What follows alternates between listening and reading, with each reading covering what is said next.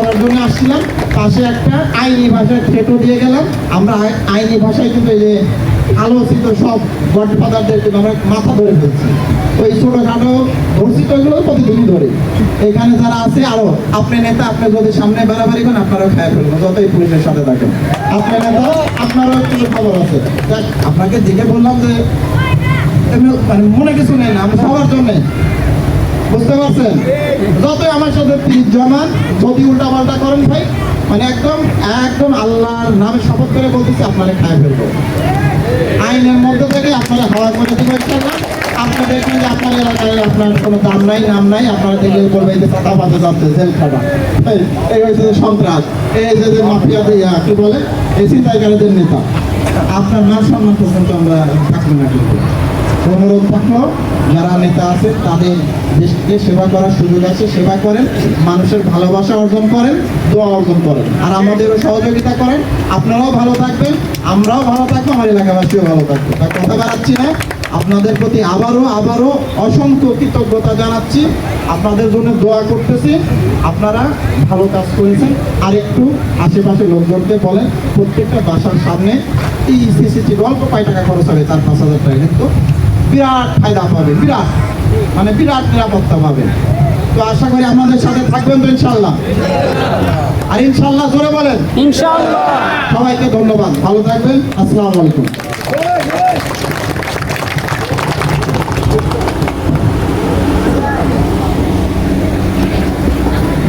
সম্মানিত সুধী, আমরা এ পর্যায়ে অনুষ্ঠান শেষ করছি। বক্তব্য নিয়ে আসছেন আমাদের আদাবর মোহাম্মদপুর জোনের সম্মানিত এডিসি জনাব জুয়েল রানা বিপিএন স্যার।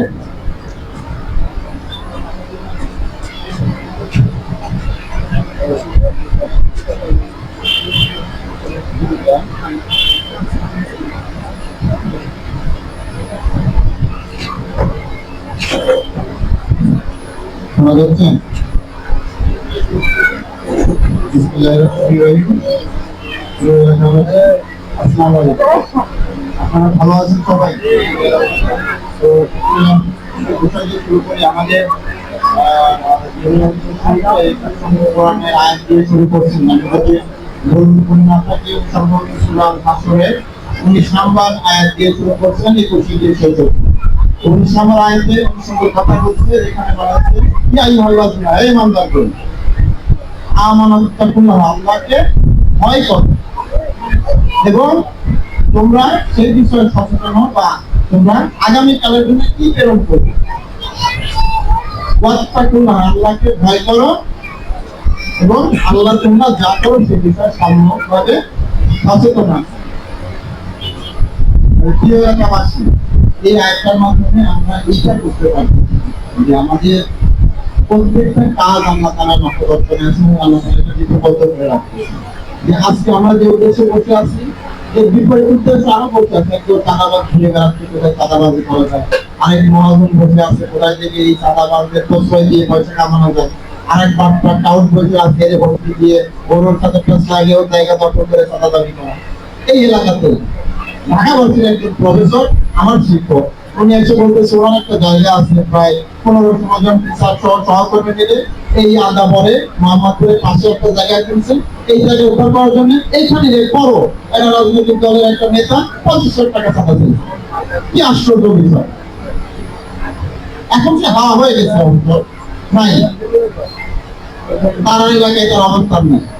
কি আশ্চর্য! নেভারসিটির এক টিচারের কাছে 50 লাখ টাকা চাঁদা দিয়েছে, জায়গা উদ্ধার করে দিবে, না হলে সে জায়গায় ঢুকতে দেবেন। ভয়াবহ ব্যাপার না? 5 তারিখের পরে এত ছাত্র জনতার জীবন দেওয়ার পরে এটা আমরা আশা করছিলাম? কিছুদিন আগে এখানে আমরা আলোচনা করছিলাম, ওইটা আসলো কি বাবু যাবে, এক্সেল বাবু এলাকার ময়লা মাটি নিয়ে, সে মানে লাঠি ছোটা নিয়ে মানে বের হয়েছে এবং নিজেকে সে বিরাট একটা হনুক বলে দাবি করছে। সে কই গ্রেপ্তার হয়েছে না, জেলে গেছে না, এরা দাঁড়াইতে পারবে না। এই কারণে আমরা বারবার বলতেছি যে আমাদের উপর একটু ভরসা রাখেন। 5 তারিখের পরে তো আমরা শুরু করেছি, আমাদের অনেক চ্যালেঞ্জ আছে। এখানে আমরাও নতুন আসছি, আমাদের লোকজনও নতুন, এলাকার তুলনায় আমাদের পুলিশ সব একেবারে সীমিত।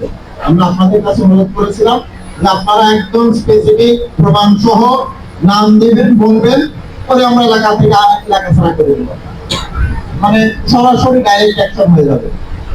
ইতিমধ্যে তার তো প্রমাণ পাইছেন। আমরা সব বড় বড় মাফিয়া যারা এই আদাবাড়ি থেকে বলছে যে আদাবাড়ি ঢুকতে হলে আমার পারমিশন নেওয়া লাগে, এরকম কথা শুনছি আমরা। আছে আর আছে হাততালি দেন না আমাদের জন্য। এত বস্তু করতেছে, দিন রাত পরিশ্রম করতেছে, সুন্দর চেহারা নিয়ে কালো বানায় ফেলছে, মাথার চুলকে যাচ্ছে আপনাদের জন্য। হয়েছে তো এইখানে দাঁড়ানো যাইতো না এই বালুর মাঠে। এখন তো আমরা বসে মিটিং করতেছি, সভা সমাবেশ করতেছি, দুদিন পরে আমাদের বাচ্চারা এখানে খেলাধুলা করবে রাত 12টা পর্যন্ত, অসুবিধা যে আসবে তার ধরনের জীবনকে আমরা জাহান্নাম বানাই ফেলবো। যাই থাক, আরো সুন্দর ভাবে জেনে রাখবেন, আমরা এখন আরো কঠিন অ্যাকশনে যাবো। এই যে ধরেন কাঁচামাল বা ছিনতাইকারী বা ওই যে হুমকি দাতা, মাস্তান, ক্ষমতা দেখাচ্ছে, কাপড় দেখাচ্ছে, মই হনতে, হ্যাঁ এইগুলো তো ধরবই। এদের গঠপাতা দিবেন, এদের তো আশ্রয় প্রশ্রয় দেয়, চান্দাবাজি করতেছে, ওর মা হচ্ছে যে গিয়ে প্রশ্রয় দিচ্ছে, এবার ওর মাকে সহযোগ করে, ওর বাবাকে সহযোগ করে, কত কথা বলতে টাকা খাচ্ছে, ও জানে ওর ঘরের মধ্যে চাকাতি নিয়ে বসে আছে, ওর মা যদি হাই হাই চিৎকার করতে শুরু করে, এটা আবার মানবে আমরা। আমাদের মা বন্ধুরা বলে যাচ্ছে আপনাদের ছেলেদের বিষয়ে সচেতন হয়ে গেলে নাইলে দেখবেন যে খুব বিপদ, মানে সামনে খুবই বিপদের দিন আসতেছে। এলাকাবাসী ধরে তো আমাদের করে দিবে, বুঝতে পারছেন? ইতিমধ্যে কিন্তু এই মোহাম্মদপুর এলাকায় মানুষ অতিষ্ঠ হয়ে অনেক সাদাবাজকে তো পিটায় হাড্ডি গুটি ভেঙে দিচ্ছে। আমাদের হাতে আমরা ধরছি, অসংখ্য করেছি, কি নাম সব আশ্চর্য নাম, এই আরেকটা দাঁত ভাঙা সুজন, বেলচামনি, কবজি কাটা আনোয়ার, কই এই নামগুলো এখন এরা কই আছে? আর আবার যারা নতুন বের হবে এদের জীবনে আমরা জাহান্নাম লাগাই নিয়ে আসবো। আমরা বারবার বলতেছি, তবে ভাই আমরা যতই কঠিন কথা বলি, কঠিন অ্যাকশন নেই, তারপরেও এত মানুষ আপনার এলাকায়, ছোট্ট একটা জায়গায় লাখ লাখ মানুষ বের করে, ওই আরেকজন হয়তো বসে আছে এর মধ্যে, তো আবার ভাবি তো আকস্মিকটা আমার তো গেছে, আমি একটা গ্রুপ বানাই দেবো, হয় না এরকম? মোহাম্মদপুরে অনেক কষ্ট করে এই 2-3 মাস আমরা একদম খাওয়া দাওয়া বাদ দিয়ে পাটালি গ্রুপ শেষ করলাম, নতুন গ্রুপ বের হয়েছে, আই ডোন্ট কেয়ার গ্রুপের না। এলে আমার আপনার তো ভাই ব্রাদার স্বজন বোন এগুলো, তো আপনি প্রশ্রয় দিচ্ছেন কেন? শুধু রাষ্ট্রের বা সরকারের বা আমাদের, তাও তো না, আপনাদেরও তো আছে। ওই তো আর আসমান থেকেও বের হয় নাই, মানে আসমান থেকে পরেও নাই, জমিন থেকে বের হয়, আমার আপনার ঘরে বড় হয়েছে, আপনারা দেখে শুনে তারা কাজ দিচ্ছেন। তাই আমরা বারবার বলতেছি যে এই যে যারা এরপরে আসবে আপনারা নিজেরা আগে একটু প্রতিরোধ করা শুরু করেন না, মানুষকে উৎসাহ দেন। আমাদের ইমাম সাহেব আসছিলেন মসজিদে, তারা একটু কথা বলেন, জুমার নামাজে তো শত শত লোক যায়, একটু কথা বলেন, মানুষকে উৎসাহ দেন যে অপরাধীদের আপনি চুপ করে থাকবে, এরা পায়া করবে, তাই না?